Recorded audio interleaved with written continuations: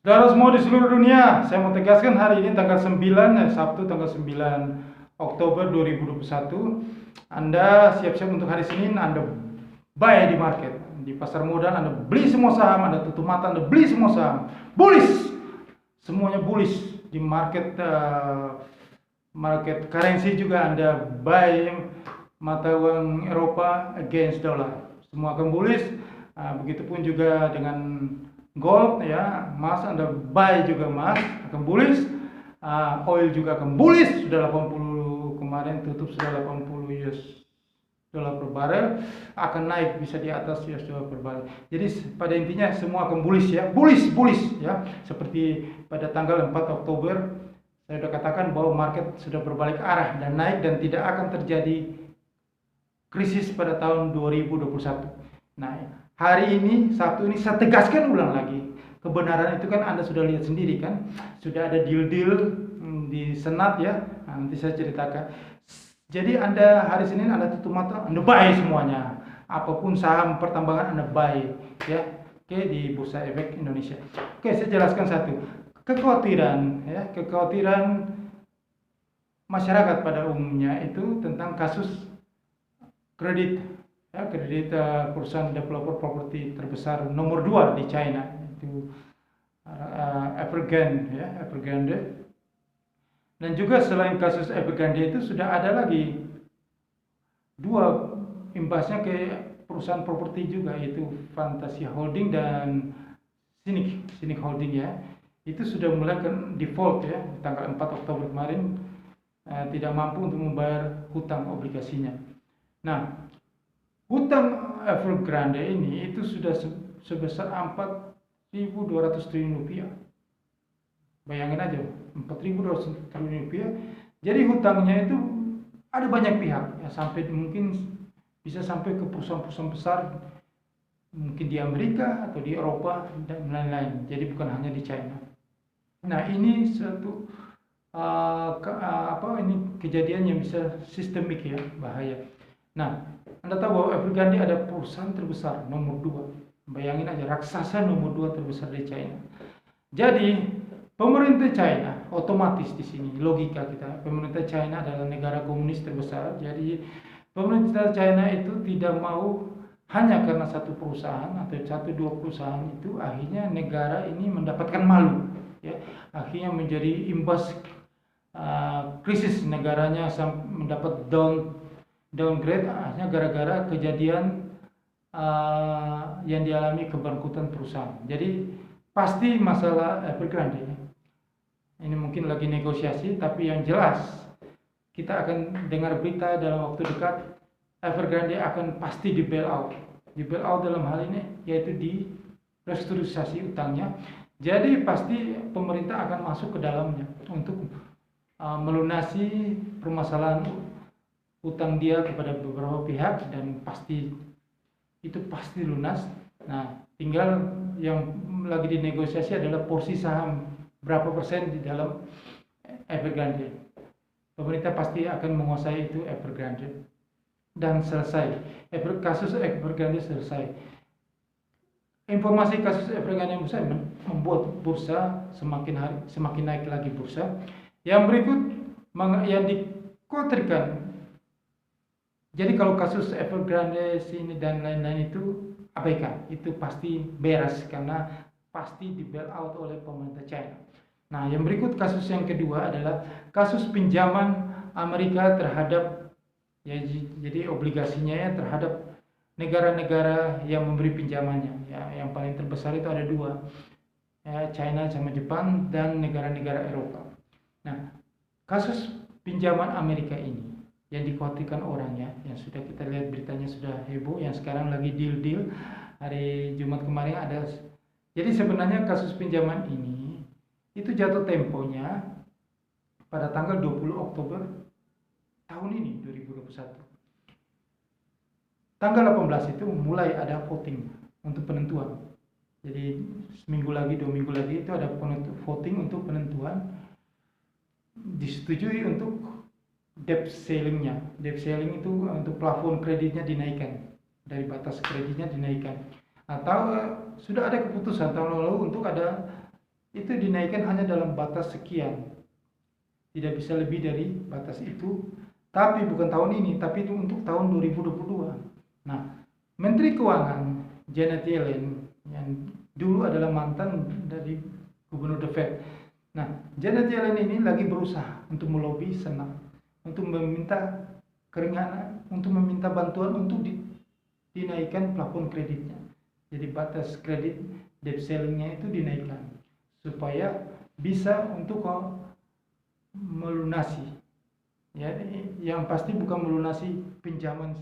Nah, untuk diketahui bahwa pemerintah Amerika itu mempunyai pinjaman, jadi itu sudah pinjamannya sudah menjadi hutang, ya, menjadi hutang itu sebesar 2,4 triliun US dollar. Anda bayangkan 2,4 triliun US dollar itu duit yang sangat besar sekali. Kalau dirupiahkan itu sebesar saya sudah hitung, ya, dengan kurs sekarang yaitu 406.546 triliun rupiah. 406.546 triliun rupiah. 1 triliun sudah besar, ya. Ini 406.546 triliun rupiah. Ini bunganya. Jadi tanggal 20 jatuh tempo. Kalau tidak bayar bunga cicilannya, maka Amerika akan default, gagal bayar, maka rating Amerika akan turun dan terjadi krisis besar-besaran. Nah, rating kredit Amerika akan turun dan terjadi krisis besar-besaran luar biasa. Impact-nya akan kemana-mana sampai ke negara berkembang. Nah, inilah yang dikhawatirkan investor pada tahun ini, dan saya katakan itu tidak terjadi. Ya, memang ada perkembangan dalam lobby untuk menaikkan. Jadi Menteri Keuangan Janet Yellen lagi melobi untuk menaikkan batas plafon kreditnya, debt ceilingnya naik. Nah, sekarang ada dua kubu. Kita tahu bahwa yang berkuasa Presiden Joe Biden, yang berkuasa itu Demokrat, sedangkan kubu oposisi itu Partai Republik. Nah, yang menolak untuk menaikkan batas plafon ini adalah kubu dari Partai Republik, ya. Nah, Republik pasti menolak. Nah, tapi kalau di voting, ya, yang menguasai parlemen itu beda tipis. Masih kalau semuanya pada votingnya memilih Demokrat memilih naik, maka akan menang tipis. Pasti menang tipis karena Republik lebih sedikit di parlemen. Jadi ini sudah pasti.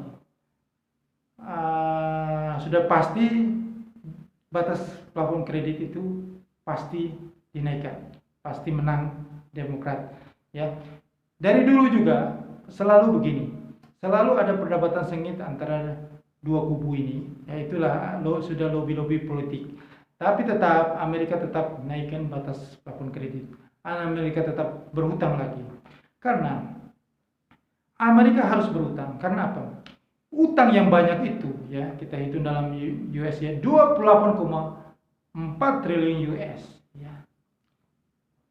Itu pinjaman, ya, liabilities itu untuk dipakai untuk berusaha, seperti kita perusahaan meminjam untuk operasional. Nah, pastinya kan harus untuk membayar utang itu kan dari pemasukannya. Nah, kalau negara itu disebut Gross Domestic Product, GDP, ya.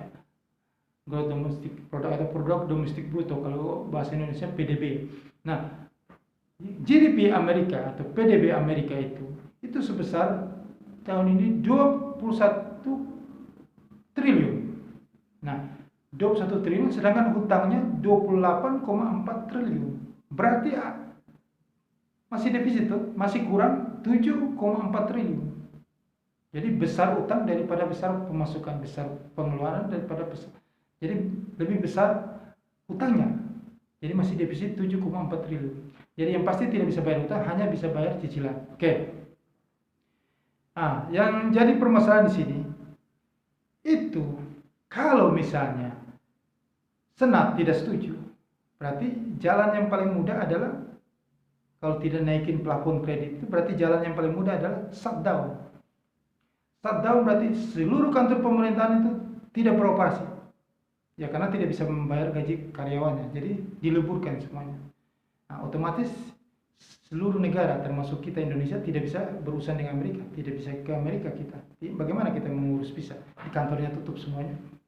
Tapi yang pasti kita tidak perlu juga ke Amerika karena masih pandemik ya. Itu tidak jadi masalah. Yang jadi masalah di sini adalah di negara Amerika kalau terjadi shutdown ya. Nah, contoh aja gini. Kalau misalnya kita berutang ke pihak ketiga, perusahaan berutang ke pihak ketiga. Kalau perusahaan itu tidak mampu, jadi perusahaan tidak ada uang untuk bayar misalnya ke pihak ketiga, caranya perusahaan minta pengampunan. Nah, perusahaan melobi kalau mereka mau memberi pengampunan, meng-roll over. Tapi kalau misalnya tidak, berarti cara satu jalan harus melunasi utangnya. Nah, ada satu jalannya adalah pilih yang mana. Apakah kalau kita tidak bayar gaji karyawan kita, kalau kita bayar untuk yang beri pinjaman, atau kita tidak bayar karyawan kita. Kalau kita tidak bayar karyawan kita, berarti tiap hari kita akan di demo, kita akan dimaki-maki, ya pasti akan ada karyawan kita, pasti akan ada keributan dalam perusahaan kita. Jadi pasti di sini pasti pemerintah Amerika pasti menaikkan batas kredit, batas plafonnya. Karena apa? Pertama, harus untuk menjaga ekonominya, dia pasti untuk kantor pemerintahan itu pasti dibuka, pasti tidak jadi shutdown, pasti dia akan membayar karyawannya, membayar semuanya, karena dia juga harus membayar tunjangan-tunjangan orang-orang yang berinvestasi, orang tua manusia yang berinvestasi dalam obligasi pemerintah, mutual fund, reksadana dan segala macam produk-produk yang pemerintah tawarkan, yang mereka investasi ke sana, yang pemerintah dapatkan duit itu untuk melunasi utang kewajiban-kewajiban pada pihak-pihak yang lain. Nah, satu lagi, ini pasti terjadi logikanya karena apa? Karena pemerintah juga harus membayar cicilan utang itu. Karena pengutang terbesar itu cuma dua negara selain Eropa, yaitu Cina dan Jepang. Nah, Jepang adalah sekutu Amerika. Ya, Jepang itu adalah hopeng lah dengan Amerika dan Eropa. Sedangkan Cina tidak. Cina lah yang memberi kredit terbesar. Jadi Amerika pasti akan melunasi utangnya. Jadi pasti plafon kredit naik, Amerika cetak uang lagi untuk membayar utang. Nah, membayar utang dan masalah selesai, ya, market akan naik. Jadi pada tanggal 18 Oktober voting itu pasti debt ceiling plafonnya naik. Jadi tidak usah khawatir, tanggal 20 pasti pemerintah Amerika bisa membayar utangnya. Jadi cicilan utangnya, dan market akan naik kembali lagi, positif kembali dan bullish kembali lagi. Nah, yang jadi permasalahan di sini adalah, jadi market akan bullish kembali lagi, Evergrande selesai, market bullish semuanya. Nah, dengan market bullish itu, jadi saya katakan bahwa badai 2021 sudah usai. Sudah tidak ada badai 2021 lagi, selesai. Jadi Anda tidak usah khawatir dengan Evergrande, dengan hutang Amerika yang jatuh tempo tanggal 20 Oktober ini. Nah, nanti akan naik terus.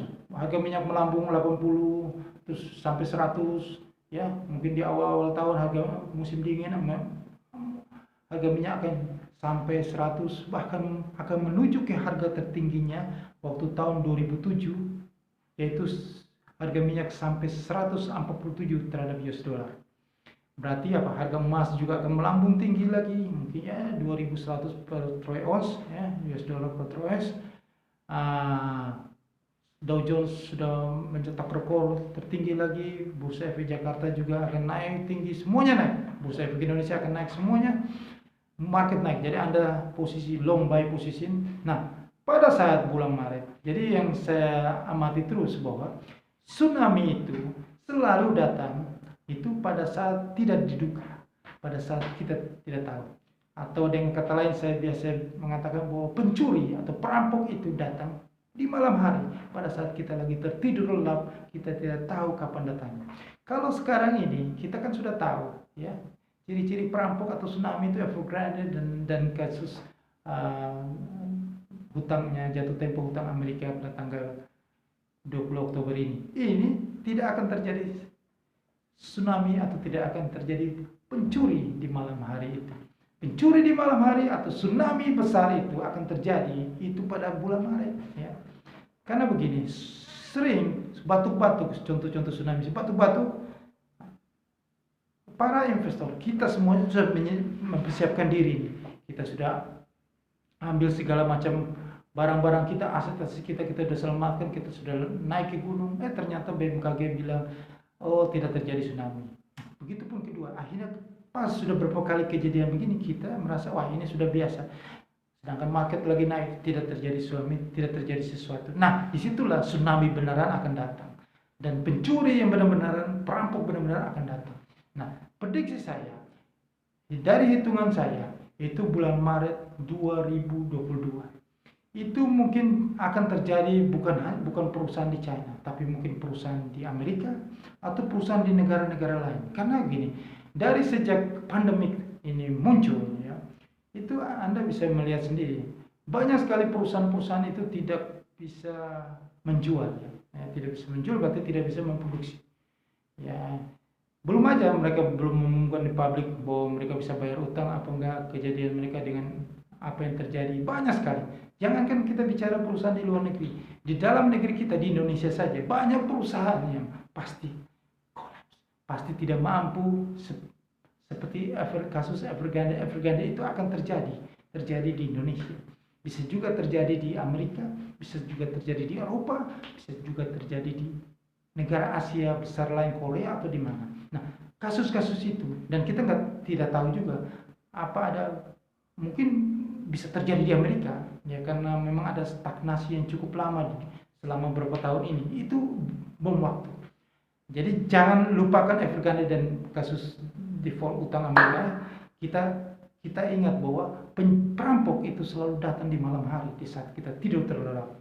Jadi tapi saya kasih bocoran, saya kasih rahasia kepada Anda, di waktu itu ingat pada bulan Maret itu pasti akan terjadi. Kenapa Anda akan tanya, kenapa kamu kok tahu? Ya saya pasti tahu dong. Saya ini sudah sering kehilangan harta saya sering kemalingan, saya sering dirampok, sudah berkali-kali. Saya sudah cerita di video saya sebelumnya. Kalau saya sudah sering dirampok berkali-kali sampai habis, sampai bangkrut begini, ya pasti saya tahu dong. Ciri-ciri perampok itu akan datang dan merampok uang saya tahu dong. Kalau saya tidak tahu ya saya yang didablek saya. Ya begitulah. Pengalaman membuat saya bisa menganalisa bahwa itu akan terjadi bulan Maret. Saya bekerja sudah tahun 98, saya sudah tahu market uptrend dan kejadian-kejadian itu. Ya saya tidak mungkin cerita dalam video yang singkat ini, Kalau saya cerita panjang, apakah Anda mau? Kalau Anda mau simak, saya bisa cerita 2 jam di sini. Nah, makanya saya katakan, Anda percaya bahwa bulan Maret itu akan terjadi krisis yang luar biasa. Nah, kalau terjadi krisis yang luar biasa, ya otomatis kalau Amerika sudah menaikkan plafon utang lagi. Nah, berarti kan nilai mata uang Amerika itu kan sudah melemah, ya, melemah. Negara-negara, ya, kayak gitu, seperti di Indonesia atau negara-negara lain berkembang juga tidak mau mata uangnya terlalu kuat terhadap Amerika. Otomatis negara-negara tersebut juga akan mencetak uangnya juga supaya melemahkan nilai mata uangnya juga. Jadi saya kasih tahu ke Anda bahwa jangan Anda pikir rupiah bisa, Anda bermimpi kalau rupiah kita 10.000 atau 12.000 atau 13.000 itu aja sudah mimpi Anda. Rupiah kita akan normalnya di 18.000. Nah, makanya saya katakan nanti pada saatnya, ya saya bukan ekonom, saya adalah pengalaman yang manusia itu belajar dari pengalaman yang mengajari saja. Jangan mimpi rupiah 12.000, 13.000, tidak ada. Rupiah kita akan stabil di 18.000. Saya katakan nanti itu akan nanti ditunjukkan pada Maret 2022 dengan adanya kejatuhan market crash, ya, maka orang-orang masyarakat kita akan berbondong-bondong untuk membeli dolar, ya, harga emas akan melambung semua dan IDR kita 18.000, ya, orang biasa bilang dolar menjadi 18.000, maksudnya begitu. Nah, bisa jebol 18.000 juga. Nah, mungkin bisa di atas 18.000, ya, bisa 20.000. Pasti bisa. Tapi yang jelas rupiah kita akan stabil di 18.000. Jadi tidak ada angka 13.000 lagi, 18.000. Jadi Anda yang sekarang ini, kalau Anda mau, ya Anda sekarang ya mulai perbanyak koleksi US dollar atau Anda beli emas, karena itu adalah safe haven, itu pasti. Di saat ada marketplace kehancuran ekonomi atau sesuatu yang luar biasa terjadi, orang mengamankan asetnya di emas, itu sudah pasti. Ya, jadi saya katakan bahwa kalau Anda yang sekarang lagi trading saham, bermain saham, Anda tutup mata aja, beli, itu akan naik. Jangan Anda khawatir lagi dengan Evergrande, dengan krisis utang Amerika ya. Anda beli saja, nanti setelah habis Imlek, barulah Anda mulai hati-hati untuk pelan-pelan menjual. Oke, sampai di sini dulu video saya. Akan saya lanjut lagi dengan video yang bermanfaat berikutnya. Anda tunggu saja, Anda berlangganan dengan video saya, Anda subscribe channel YouTube ini, Anda tekan lonceng di channel YouTube ini. Oke, sekian dan terima kasih.